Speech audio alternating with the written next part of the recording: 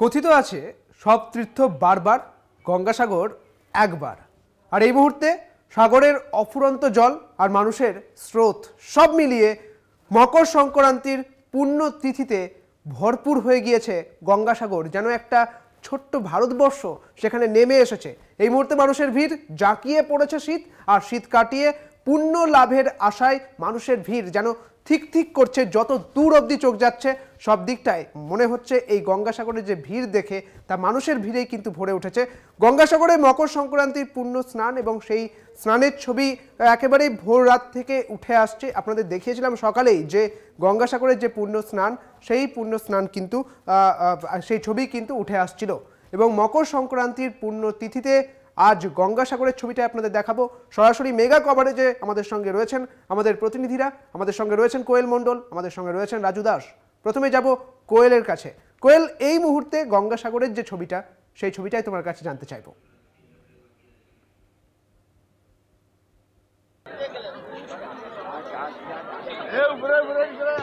Mini ভারতবর্ষে পরিণত হয়েছে।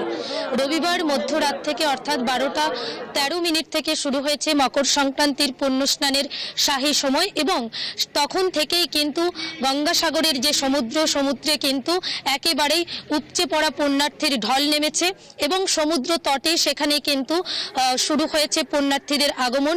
পুণ্য স্নানের আশায়, পুণ্য লাভের আশায় কিন্তু এই যে মকর সংক্রান্তিতে জাঁকিয়ে ঠান্ডা পড়েছে, সেই ঠান্ডাকে দূরে সরিয়ে কিন্তু একেবারেই পুণ্য স্নানে মেতে উঠেছে দেশ বিদেশের বিভিন্ন প্রান্ত থেকে আসা লাখো লাখো পুণ্যার্থীরা।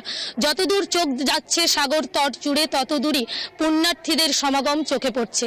একেবারে সেই পুণ্য স্নানের পর অপরদিকে কিন্তু যে কপিলমুনি মন্দির রয়েছে, পুণ্য স্নানের পর পুণ্যার্থীরা কপিলমুনি মন্দিরের সামনে লাইন দিয়ে তারা কিন্তু কপিলমুনির দর্শন এবং মন্দিরে পুজো দিতে দীর্ঘ একটা লাইন দিয়েছে।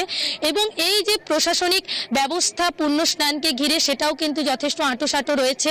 কপিলমুনি মন্দির চত্বর থেকে সমুদ্র তট থেকে শুরু করে গোটা গঙ্গাসাগর মেলা চত্বর একেবারে নিরাপত্তার বলয়ে মুড়ে ফেলা হয়েছে। সমগ্র পরিস্থিতির ওপর নজর রাখতে গঙ্গাসাগরে খোলা হয়েছে মেগা কন্ট্রোল রুম।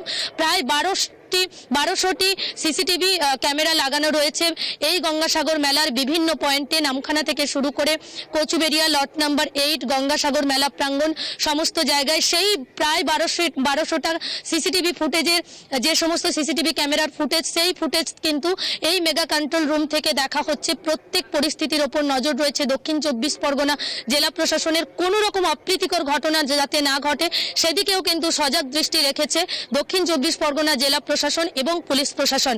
অপরদিকে তোমাকে জানিয়ে রাখবো, সকাল থেকে কিন্তু জাঁকিয়ে ঠান্ডা পড়েছে। বেলা বাড়ার সাথে সাথে ঠান্ডা হালকা হলেও কিন্তু ঘন কুয়াশায় ঢেকে গিয়েছে রাস্তাঘাট এবং মেলা প্রাঙ্গণ, যার কারণে স্বাভাবিকভাবেই পুণ্য স্নানে খানিকটা বাধা। কারণ সকাল থেকেই কিন্তু প্রশাসনের তরফে পুণ্যার্থীদের সুরক্ষার কথা মাথায় রেখে পরিবহন ব্যবস্থা একেবারেই বন্ধ করে দেওয়া হয়েছিল।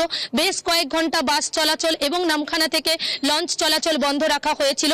আস্তে আস্তে কুয়াশা কাটতে শুরু করতে প্রায় 9:45 নাগাদ লট নাম্বার 8 থেকে একেবারে সেখানেও যেমন বাস চলাচল শুরু হয়েছে। অপরদিকে কচুবেড়িয়া থেকে গঙ্গাসাগর, গঙ্গাসাগর থেকে কচুবেড়িয়া, এই সমস্ত জায়গায় কিন্তু আস্তে আস্তে বাস চলাচল শুরু হয়েছে। এবং অপরদিকে কিন্তু বেলা যত বাড়বে কাতারে কাতারে পুণ্যার্থীর ঢল আরো বাড়বে, এমনটাই মনে করা হচ্ছে। ছোট্ট বিরতি নিয়ে ফিরছি, আবার সঙ্গে থাকুন।